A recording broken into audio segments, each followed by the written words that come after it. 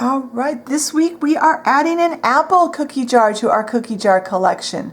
Stay tuned and see how fun and easy this project is.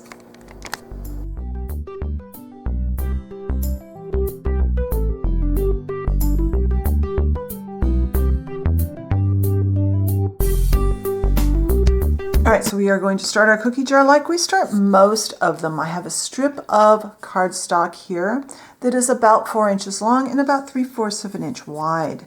And I have a Sharpie marker. Anything about that size will be fine. As always, there are more details about this in the blog post, so be sure and go over to the blog post if you have any questions or you didn't catch the measurement. So I'm wrapping it around here like this, and then I'm going to back up. I'm going to go and take a pencil, and I'm going to make a mark at about where the two meet. So I have the circumference of the pen, kind of marked off there. I have some nice thick tacky glue. The secret to this is using a really thick tacky glue. I'm going to use a toothpick. I'm going to spread it up to that line, but not past that line. And I'm going to try and catch especially the edges of the strip. Then I'm going to take some of that extra glue and I'm going to put on this side of that end.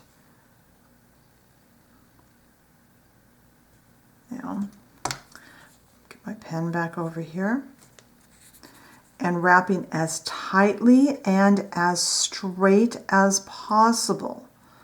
I'm going to wrap this strip around the Sharpie marker. So hopefully I'm staying under camera at least a little bit. And once I'm satisfied that that is where I want it, I'm going to take it off and let this dry, preferably overnight. You want this glue to be completely dry before we go to the next step, because the next step is going to involve putting this in the oven with some clay on it. So let it dry. I like to do this the day before and then let them dry overnight. So I will see you a few seconds for you, overnight for me. All right, so I've got just a piece of original Sculpey here, and this piece is full of gunk, but that's okay because we're not going to see this for the most part. This is just our layer that is going to act as a barrier between our clay we will see and our paper core. And I think when I'm done with what I need today, the rest of this piece needs to go into my my scrap clay bag, because this is, I don't know what is on this. So I've rolled it out using a couple of craft sticks for my thickness, just to make sure I have a nice even thickness. You don't want too much thickness on this layer, but you want enough to cover the paper.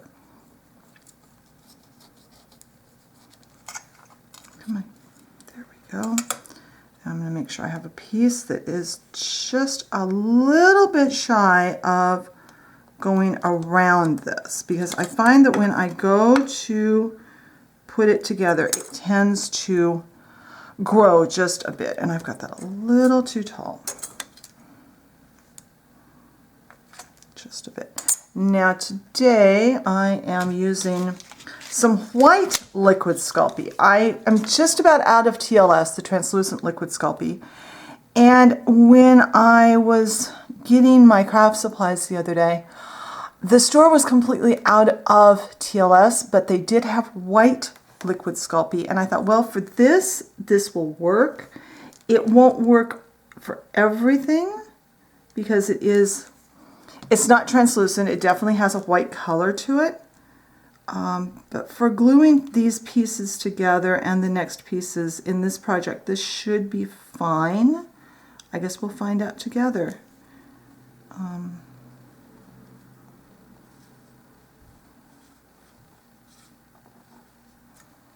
Okay, so that's a little thick, but that's okay because this cookie jar is going to be a little bit bigger around and squattier looking than some of the others in the series.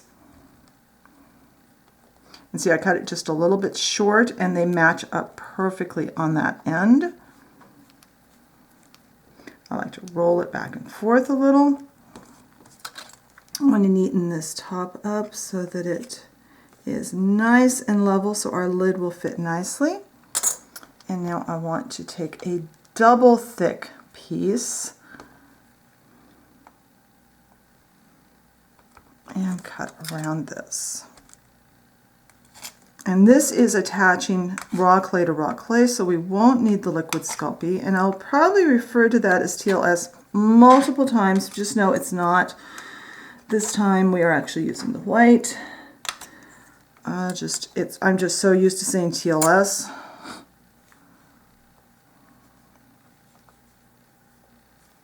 There. Now. And I am going to bake this piece for 15 minutes at the recommended temperature. Keeping in mind you can always go slightly lower on your oven temperature, but never higher than your oven temperature that is recommended for your clay. Just keep that in mind. And when this is cured, oh, we got one more step to make. I almost forgot. We need to start the lid, and we might as well start that on this step. I'm going to roll a small snake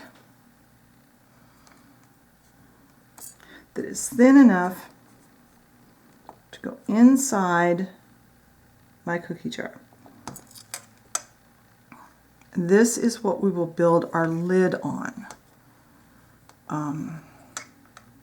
This gives us a little knob thing on the bottom of our lid that can go down into our cookie jar so that our lid will stay on our cookie jar when it's being displayed. Now, what I like to do is go ahead and turn this upside down over it, and yep, it still fits. Because occasionally I've done that and gotten it out of the oven and I've flattened it out just enough that it won't fit. So I'm going to go move these to a paper plate and bake them for the 15 minutes, and then once they are baked and cooled to room temperature, I'll come back and we can go on to the next step. All right, here is our cookie jar with our white clay on it and our little base for our lid. We're going to put the base for the lid off to the side, and we're going to start working on the next step. So first, I've got some brown clay, and this is, I literally just grabbed some scraps of clay out of my clay scrap bag and mixed them together to make kind of a medium brown. You can use any color brown you want. And you actually, this is going to be the stem on my lid of my cookie jar. And actually, you don't even have to make it brown. Some of the cookie jars I saw online were actually all red, including the stem. But I wanted a brown stem on mine. So I'm going to roll a little snake like that and put it on my baking plate. That way that can bake in this step, and then it will be ready to go when I need it. Now I'm going to start covering my cookie jar. And I'm going to roll out a piece of red clay, and this is, let me see if I can see what color this is. This is Sculpey, and it's in red hot red. I use this color a lot. It does get all over my fingers, is the only thing I really hate about it, but it is a good bright red, and it stays pretty true when I bake it. Some reds will color shift really badly when you bake them. Now we're going to, this is kind of a thick slab of clay, and what I'm hoping is that I can use it to kind of mold a not so straight cookie jar. All right, so I'm going to cut that. It's a little shy of going all the way around. Some more of that white liquid clay. Really wish I could have gotten TLS, but we will see how this works. I just have to be careful when placing it, especially putting the lid together. And we can always touch up with acrylic paint if we need to. But this liquid clay will act as our glue. This will, anytime you're attaching raw clay to not raw clay, whether it's to something other than clay or to cured clay / baked clay, you need to basically glue it on because it won't stick by itself. And my hands are shaking. Sorry about that. It's morning. All right, now I'm going to put that on there. And see, now that we've put it on and we've got the clay under there, it slid, and now it's going to, probably going to have to paint this because of that white clay going all over everything, but we will see. It's okay if we have to touch it up with some paint. I'm not too upset about that.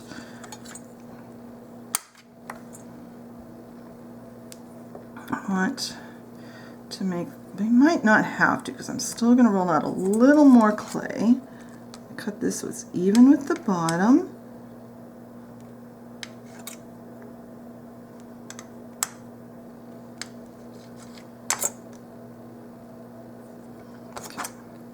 I think because of how soft this is, I am going to go stick this in the freezer for about 15 minutes to firm up both the liquid clay and the Sculpey that's on the outside.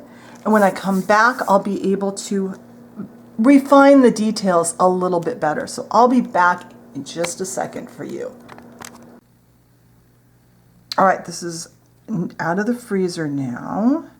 And I'm kind of working it with my fingers to kind of start shaping it. This is still raw clay, so it'll still shape. I want to clean up that bottom edge. Oops, not quite that high up. And I think what I'm going to do, I've got more of the red clay. Since we did get quite a bit, I think we got quite a bit of that white liquid clay on the outside, which I really didn't want to do. I'm not sure how much that would show. I haven't really played with that much except for doing just a test of it just to see how, if it was opaque or not, which it is fairly opaque, but I haven't worked with it yet. So I am going to cut a strip that's rolled really thin.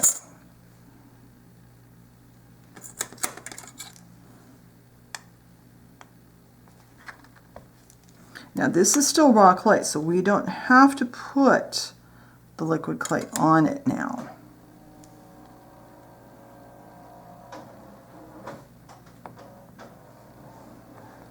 There. And that will now disguise that. Give us a little more. Get that down so it blends in. And that makes for more of an apple shape. I'd like it a little rounder than I'm getting it today, but I think I'm going to leave it at this because it's not really cooperating with me as much as I would like. I'm going to use my fingers here at the bottom to kind of thin out all layers of clay.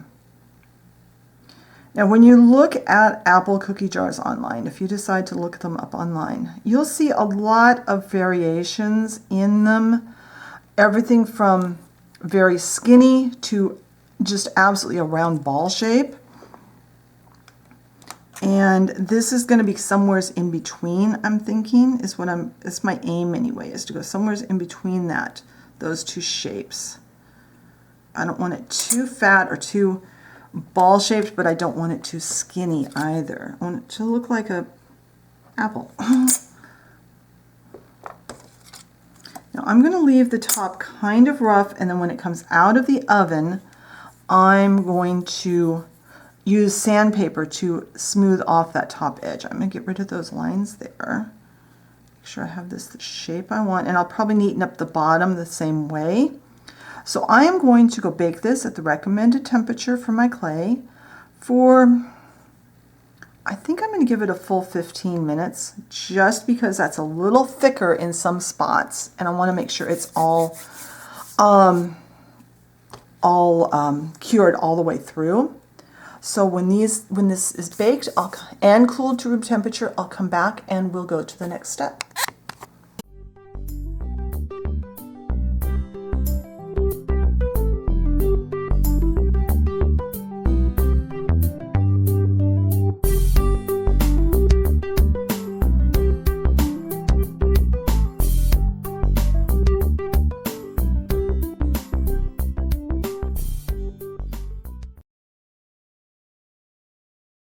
it.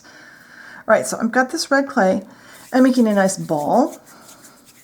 And I've got a piece of parchment here, and you'll see why here in a minute. I'm going to get this kind of out.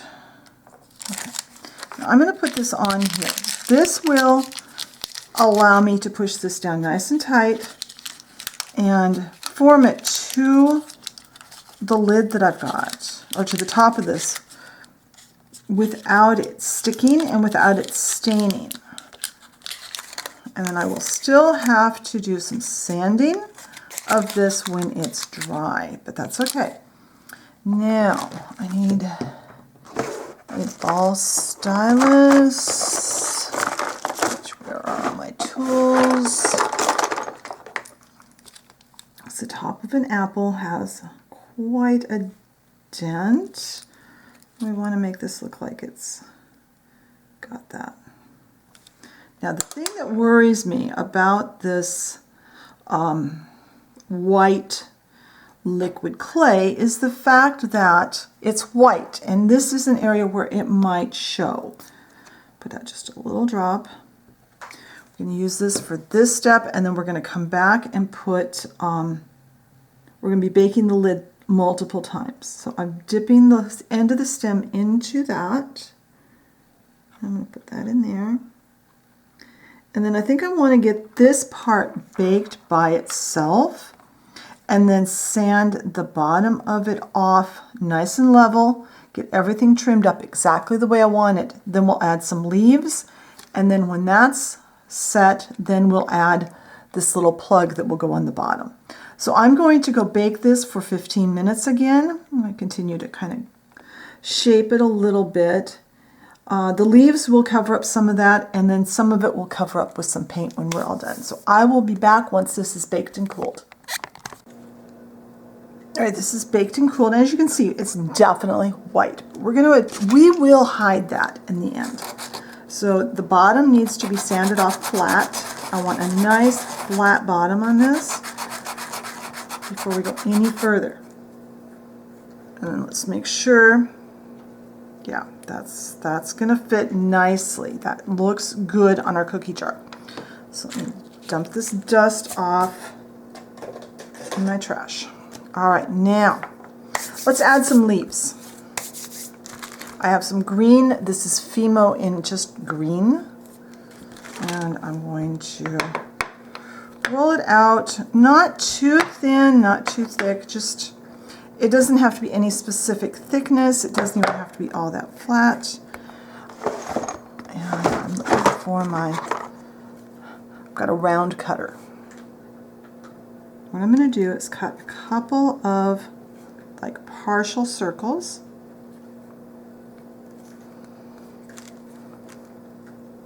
And now I'm going to cut like this and like that. And we've got a leaf. And then I want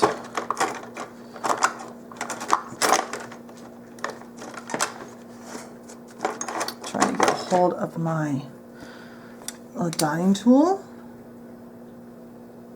I just want to draw a line and a couple of lines that make this look a little more leaf-like. Doesn't have to be perfect.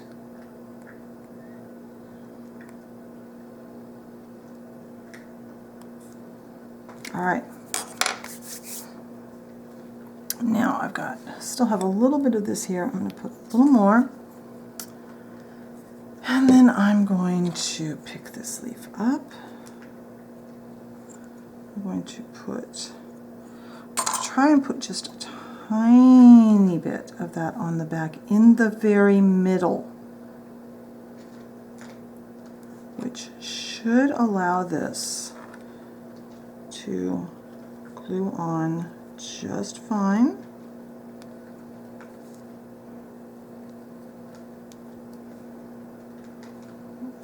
Wipe that away.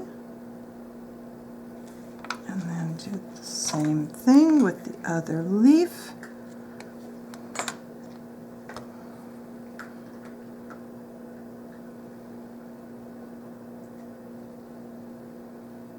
You don't want too much because it will, as you see, it will show since this is not clear.